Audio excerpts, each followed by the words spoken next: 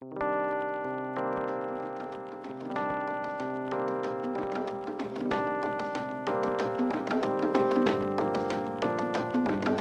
is a recording from a Sunday meeting of the BC Humanist Association in Vancouver. The opinions expressed in this podcast do not necessarily reflect those of the BCHA or its board of directors. To learn more about humanism and to support our work, visit bchumanist.ca, and make sure to follow us on Facebook, Twitter, and Instagram, and be sure to subscribe to the BC Humanist podcast.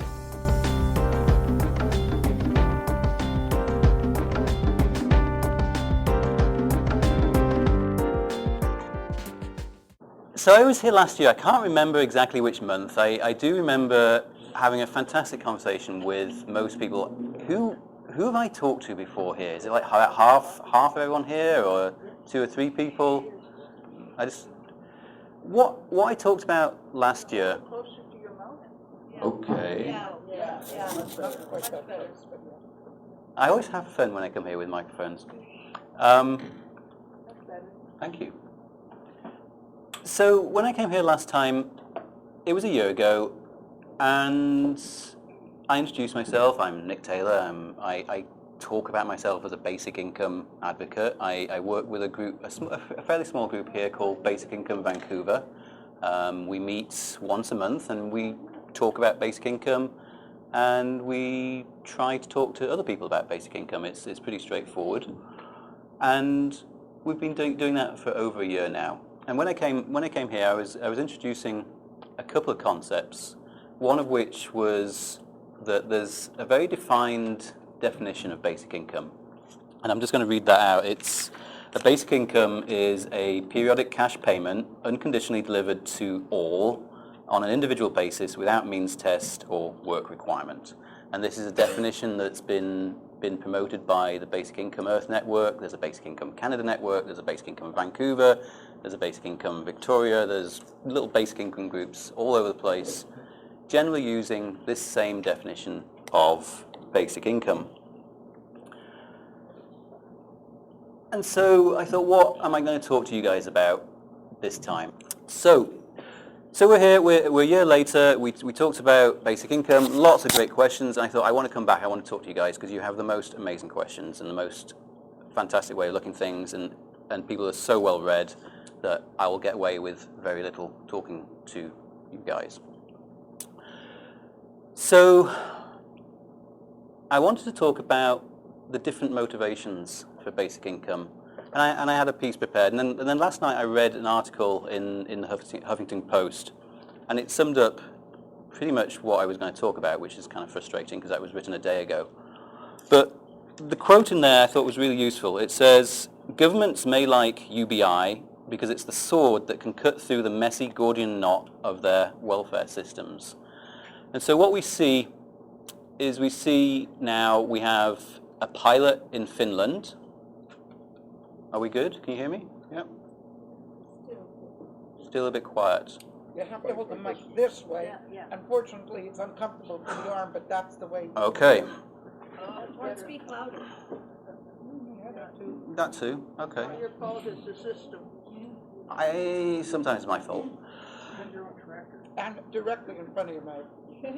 Like this. I'm glad this is only being recorded for the podcast and not videoed, so that's good. We want to hear you, but you sort of... I would like you to hear me too. So.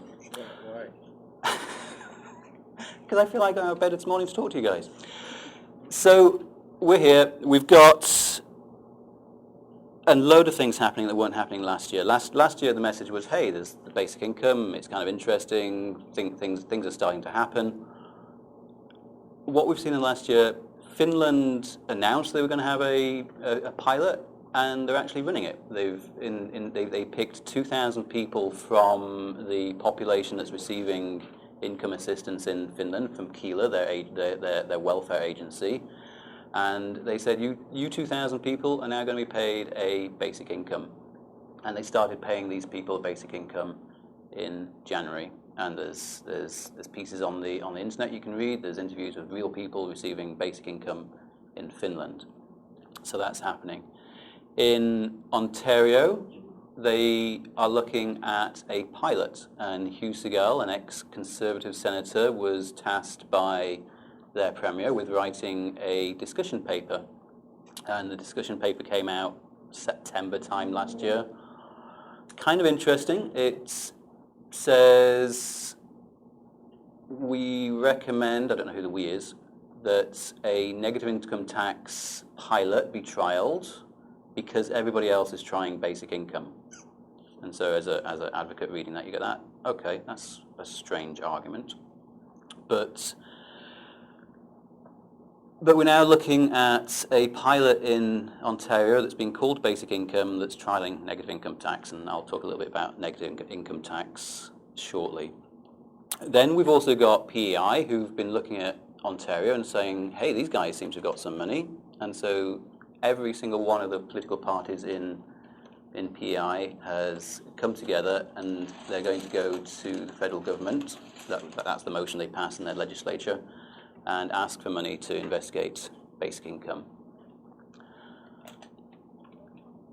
And then it gets kind of a little bit different, because that's the government money, and there's about I think $20 million worth of cash floating around for all those different pilots. Down in San Francisco, the tech folk there are taking matters into their own hands. So there's a guy from Y Combinator, Sam Altman. They've managed to somehow get $10 million worth of funding for a group which they're calling the Economic Security Project. And this seems, as far as we can tell, very much connected to the trial that was proposed in Oakland. So the latest we're seeing is that's about a couple of $1,000s for a couple of hundred people, and the tech community wants to run some trials and pilots around that. And then last month we hear from San Francisco. San Francisco, the city, has just put aside $5 million to run a basic income trial. And at that point my ears started to prick up, because this is adding up to serious money now for what people are calling basic income. So we're sat here in Vancouver. We're seeing this stuff happening out here on, I guess if the map's probably this way for you guys, on the East Coast, and coming out of some of the conversations in Europe, and the conversation in Ontario, and the conversation in PEI, and folk trying to get their head around how the definition of basic income is being co-opted to some extent by different folk. And then all the way down the West Coast, there's a very different conversation about basic income happening. And we're here in Vancouver, and some of the conversations are starting to start here. We've got Andrew Weaver with the Green Party saying, I think it's a good idea, what do you think? That seems to be the extent of that conversation so far. And we've got a small group called Basic Income Vancouver looking at this. There's another group called LIFE, Livable Income for Everyone. And then there's lots of private groups of people talking to basic income as best we can tell. There's a lot of interest in basic income. So we're here sat with Basic Income Vancouver, and the 5 guiding principles I talked about when I came here last year, we've kept to. And I'll just go over that, because the number of people that said they were here last year was quite small relative to the rest of the room.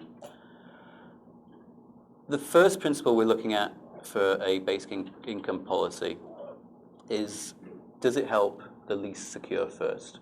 If it's not helping the people that most need help with income, it's probably not targeted right. So we talk about, does it help the least secure? The second principle is one of paternalism, and whether the basic income policy lets people spend that money how they think best to suit their needs. The third principle is a rights not charity argument, which says that basic income is not a charity, it's a right, it's a right that comes from the right to existence, and it's a right that actually has a cost in a market economy, and that should be reflected. The fourth piece is one of, does it impact the ecology and the environment. If this is a policy that's paid for in some way that does not help us all, it affects the environment, or it's paid out of use of the commons, then we'd probably be looking at it and going, is that really worth it? Maybe it is, maybe it's not. And the fifth and final principle was one of choice of work. If a basic income payment comes attached to work conditions, or it comes attached to you've got to do this in terms of receiving it, then that is equally not particularly helpful. So I think that pretty much gets me up to speed with kind of what I said last time, although it took me about 45 minutes to get there. The conversation amongst advocates and activists, like most things, has a spectrum. And one of those spectrums I want to talk about today is a complicated one, which looks at negative income tax, which I just said is the model being explored in Ontario, and the demo grant. One of the interesting things about living now is the ease with which information is shared. So in December 2016, pretty much all the technical reports from the Dauphin experiment in Manitoba in the 1970s were put on a web page. So if you want to go, you can take a look at them. They're all there, all super interesting. Negative income tax says if we pay you, whatever we pick that number to be, $20,000, we can do that in one or two ways. We can give everybody $20,000. That's the demo grant. And you look at that and go, that's quite expensive. How are you going to do that? The other way is to say, well, actually, we'll claw it back. We'll give you $20,000, but you'll pay it back to us with in your tax return at the end of the year. So it's not really $20,000. Don't spend it all at once. You might need to pay it back to us come the beginning of the end of the tax year.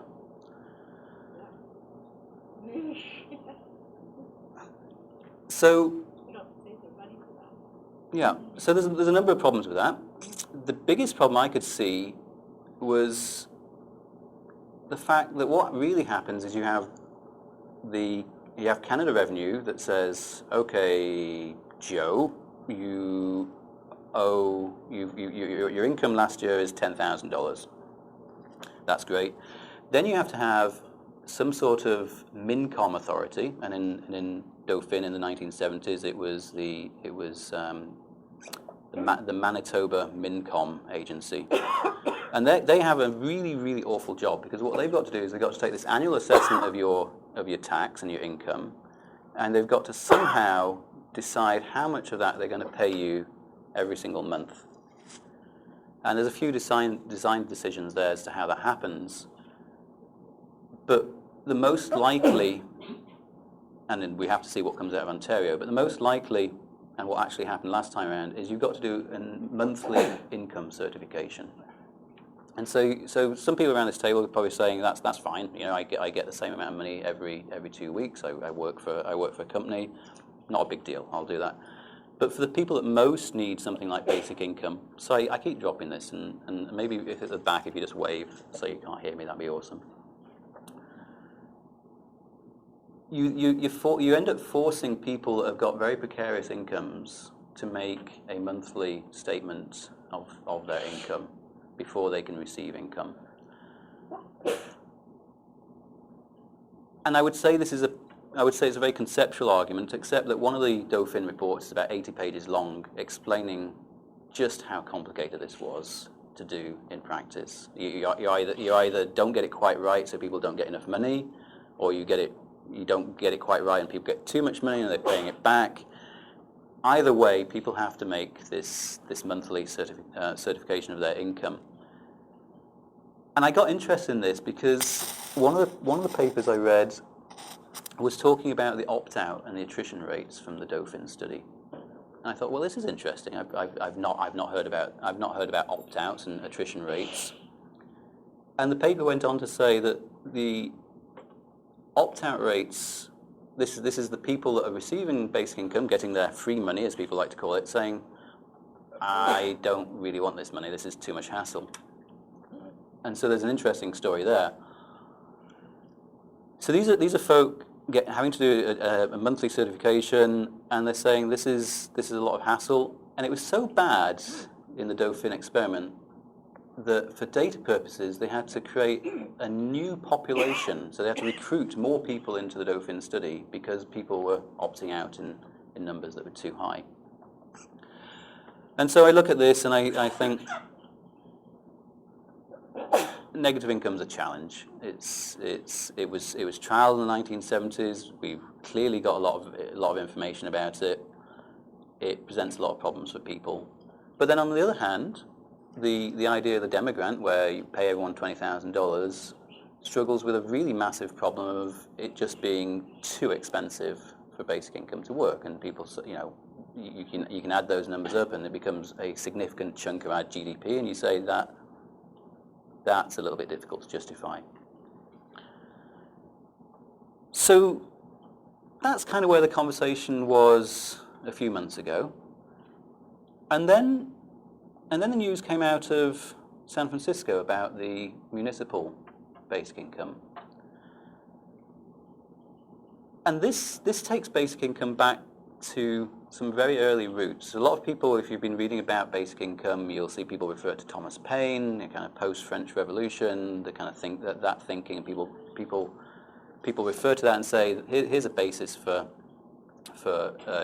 basic income. At the same time as Thomas Paine, there was another guy called Thomas Spence, and he was talking about municipal basic income. So it's interesting to come full circle sometimes. Now that San Francisco is talking about that. And so it creates a space for people to start thinking about what that kind of basic income might look like, and getting beyond this conversation of negative income tax versus demogrant, and saying, what does a basic income at a local level start to look like?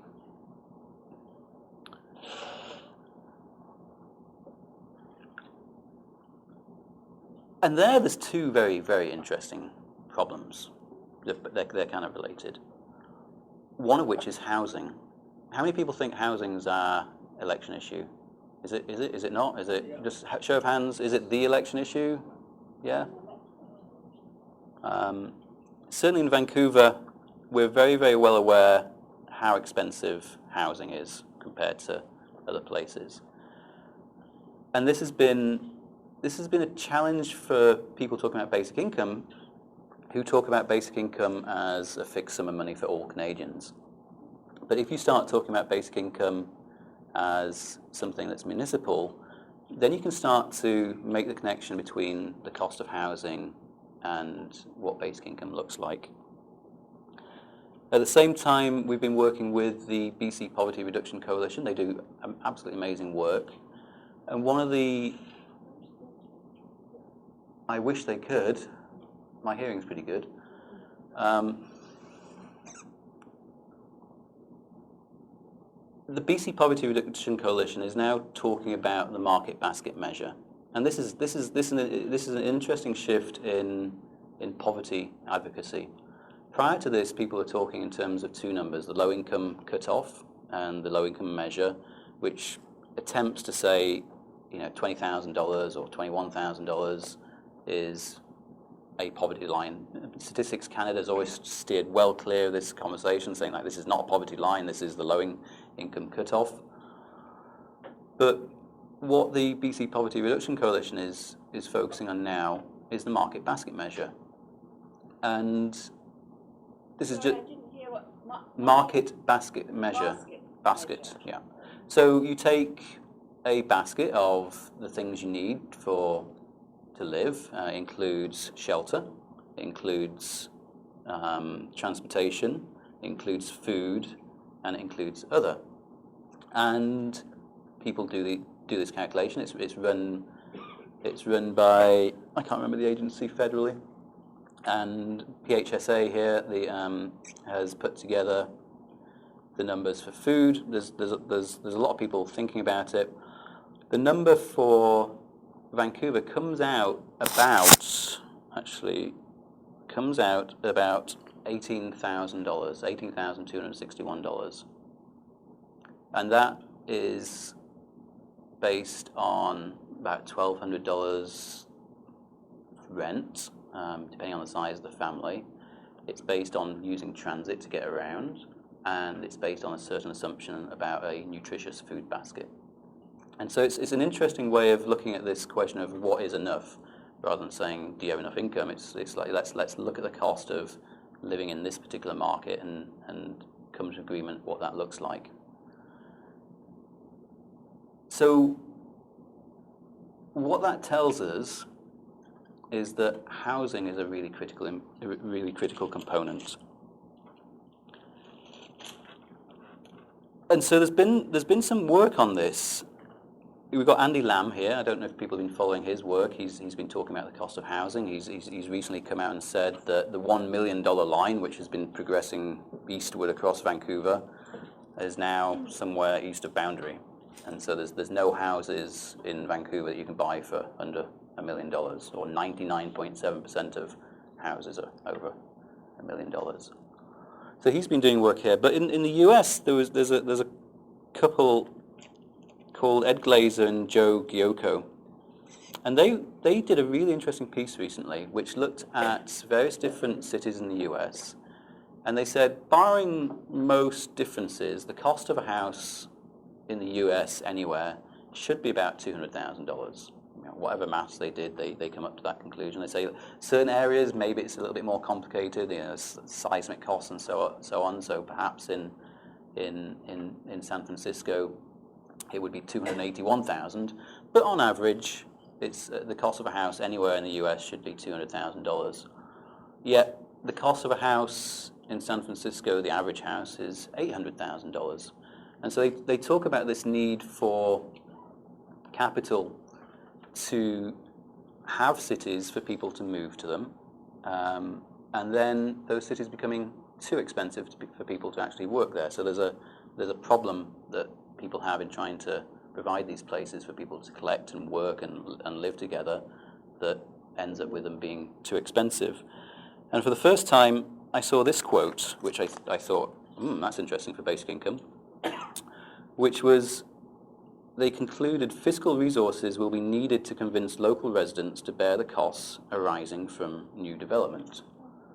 Oh, that's curious. That ties in with the kind of municipal basic income argument. It's saying that if you want people to live in a city and to pay these costs of rent and to take on board the costs of capital investment that we see in places like Vancouver and San Francisco and pretty much all the coastal cities, then you've got to start being quite imaginative as to how you make that work.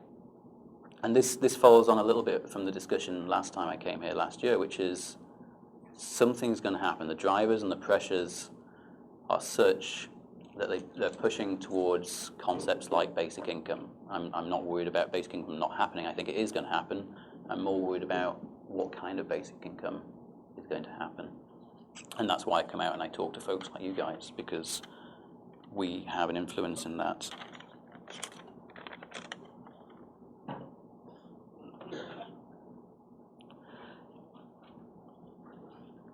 The other aspect to housing is the bottom end of the market.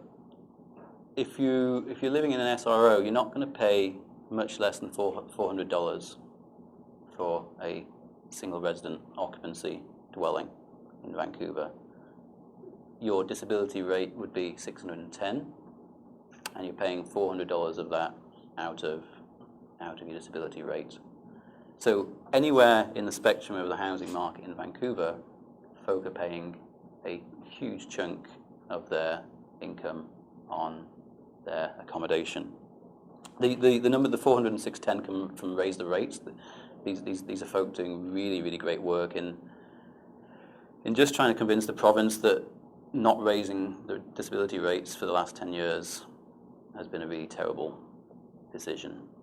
So they're working on that, and they're sharing numbers like $400 and $610.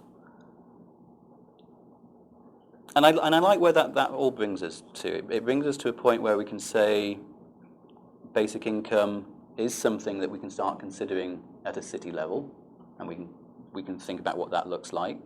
It's something that we can also work together with a lot of organizations. One of the strange things when I first started getting involved with this is I saw some of the conversations that were happening out east. And I saw the conversations with groups like the Ontario Coalition Against Poverty. And basic income seems to fit in a difficult place because there's folk that have been working on these issues for years and years and years and years and making progress step by step, very, very painfully. And basic income, at least for some proponents, is seen as a mechanism to replace welfare. And that's pretty scary. Once you start talking to people, you're talking about changing their income, changing where their housing comes from, changing things. That's scary for everybody. And I don't think it's necessary. I think that basic income can be seen as a way of raising the floor. If all basic income is doing is providing $50 to everybody in, say, Vancouver, that's better than nothing. If it's providing another 100, that raises the floor even further. On top of that, you would have EI, you would have your welfare and everything else. Bringing up the bottom doesn't seem to be too painful. I don't think there's many people who say, no, I don't want another $50, or I don't want another $100. And then we can discuss what that number really looks like. I feel like it gets me to a place where people start asking how you would do that. And there's also been a lot of interesting developments over the last year in how that might look. Who's heard of Bitcoin? Like everyone's heard of Bitcoin, kind of. The technology that makes Bitcoin happen is a technology called blockchain. And blockchain is a completely public ledger of all transactions made with currencies like Bitcoin. It means that if I pay you 1 Bitcoin, you can go on the internet and you can see that I've made this transaction with somebody else. And so there's an organization called GrantCoin. They're on the East Coast. They're operating out of Washington, D.C. And they're super ambitious. They said they want to pay everybody in the world a basic income. And so they're using blockchain and they're using cell phone. Do they have my email address? I can give you their details. No. I want them to send me that money. Yeah. I want them to know who I am.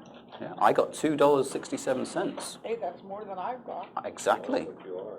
Exactly. So you can sign up. You give them the email address. They ask for a photo, which is a little bit creepy, but you have to give them a photo. And they ask for your telephone number, so they can give you one of those 6-digit codes, which you then tell them back what that is. And then you're signed up for a basic income scheme.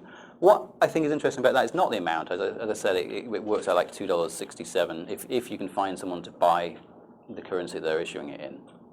But it's a proof of concept of how you can pipe this. So the folk down in Silicon Valley are looking at basic income not from the funding side, which is part of what they're looking at, but they're also looking at it from the infrastructure side. And this is one question. So, as an engineer, I look at that and say, great. There's a technology there, and there's a proof of concept out of Washington that says we can pay people a basic income. The question is how we fund that. Funding, I think, is where we, as a society, start to have some interesting conversations about basic income. And Ben is here today. Hi. I didn't introduce. Ben's got much more of an interest in some of the technological job replacement, and hopefully when we get into the Q&A afterwards, we can talk a little bit about that. But one of the things that's been talked a lot about in basic income conversations is the disruptive effects of technological job replacement. And there's a few examples of that. One one of the ones that's being imagined at the moment is the consequences of autonomous vehicles. And so, as an example, it's pretty straightforward to imagine what happens to the taxi fleet in a place like Vancouver. Sorry, I just drifted away from the microphone. A taxi license, I think last time one came up, cost something like, I think it was $743,000 for a taxi license. I think that's, as I read it, it's not an annual thing. You buy it, it's yours for as long as you hold it, and then you get people to drive your cab, and you hopefully make money. So as soon as you start getting to the place where $20,000 box can be dropped into a vehicle and turn that into an autonomous vehicle and drive around Vancouver, which, depending who you talk to, is either very close or very, very far away, but I guess we'll know shortly. Oh, and it never gets tired. It will never get tired. It never takes a break. It doesn't need vacations. You don't have to pay it, insurance or dental. Employment insurance, Nothing. pension. Yeah. CPP deductions. Yeah. It's less than one driver's wage a year, and you have it all the time. So I asked myself, what jobs are you going to get out of that? Because the story we've had for the last 300 years isn't, the jobs disappear and there's no jobs and we're all sitting around drinking tea and having a lovely fine time. It's that what would likely happen, I imagine, is you get cabs that drive around on their own. It's fantastic. You've got some sort of app. They turn up. It's a great system. Everyone loves it. These cabs, I guess, drive into service stations where a whole load of people clean the cab once every 24 hours or once every 2 hours or whatever that is. You've got folk cleaning cabs, and you've got folk programming the code and the apps. And so this picture of jobs becoming more precarious and better paid on the other side would seem to play out quite logically with something like autonomous vehicles. And we're not particularly close to cabs as far as I can tell, but there's a startup just been launched that claims to have a box and a lot of wires that would cost $30,000 and can be dropped into any big rig. So that changes the dynamics of the intercontinental. I don't understand what you're talking about. Sorry, what's this box that you're talking about? A computer. A computer, okay. My computer. The GPS that needs no driver. All right. Yeah. So I would take whatever big truck is out there, I would put this box in, I'd hook all the wires in, I guess there'd be something that turns the steering wheel. I can only imagine what it looks like. Yeah, but the piece was talking about that costing $30,000. And that replaces a truck driver. So these are things that are not very far away, apparently. And so I think that brings us, as a society, back to a conversation we've probably been having for a very long time, which is, since our economy bears the costs of this disruption, how do we help people deal with the personal disruption to their lives? And that's a political conversation for folk to have, but it's also potentially the source for some of the funding for something like a basic income. I think that's probably where we need to start thinking about basic income, both as something that's municipal and as a response for a very, very high level of job disruption that's anticipated. The current number, the current is from 2013, but the current number is that, Oxford study? yeah, 47%. 47% of jobs are at risk of replacement in the next 10 to 20 years. So the AI folk at Oxford, best I can tell, they sat down in a room and they looked at the likelihood. They pulled all the Bureau of Labor Statistics from the US, and they said of all the jobs in the US, and there's a great listing of exactly what each job requires from that bureau, and they categorize each one of those jobs as to the likelihood that job could be replaced by AI. And that's their conclusion, was 47% of all jobs can be replaced. Some of them can be replaced right now. And so there's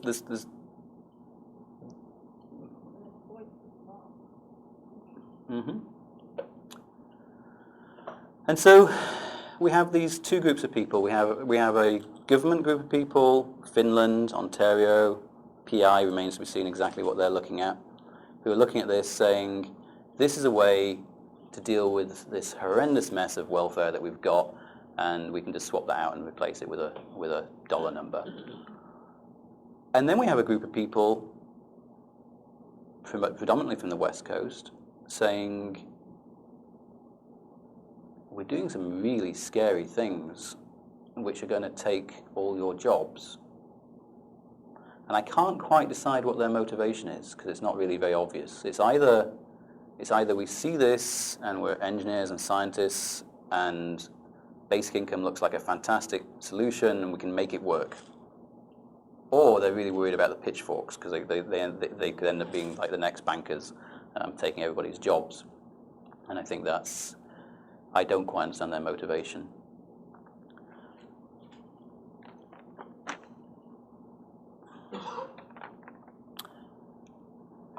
So, coming towards the end of what I wanted to share with you folk, but I'm very certain we're going to be hearing more about basic income. I was pretty certain last year.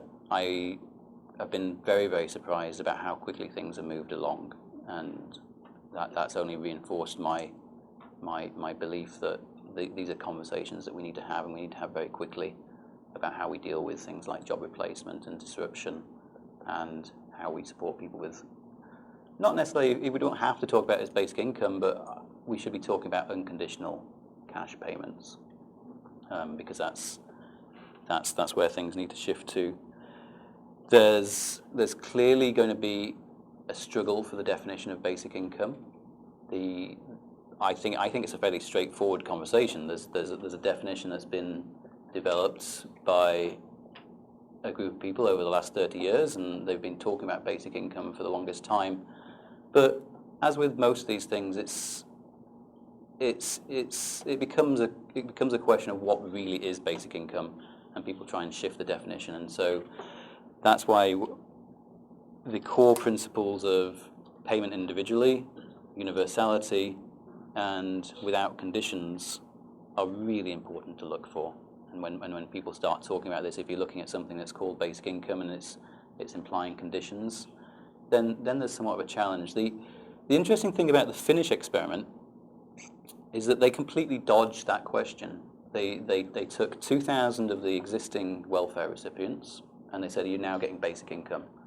So they completely dodged the question of eligibility for the program by using people that have already been determined to be eligible. And so that doesn't help very much with the conversation.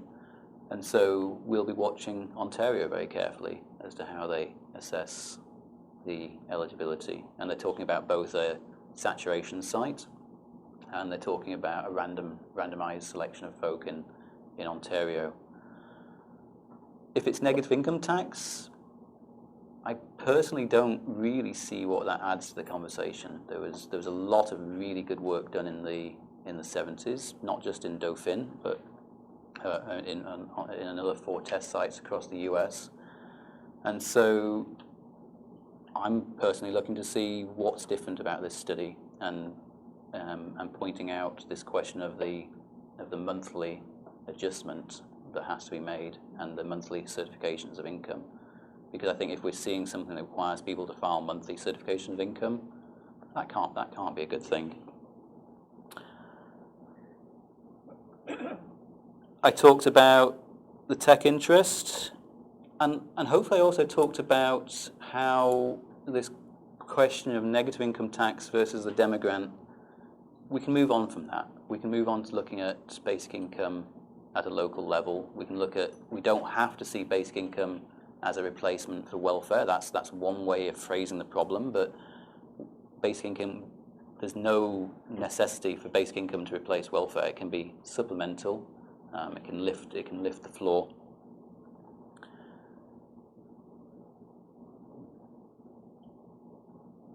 And from a perspective of humanists, I think the perspective that basic income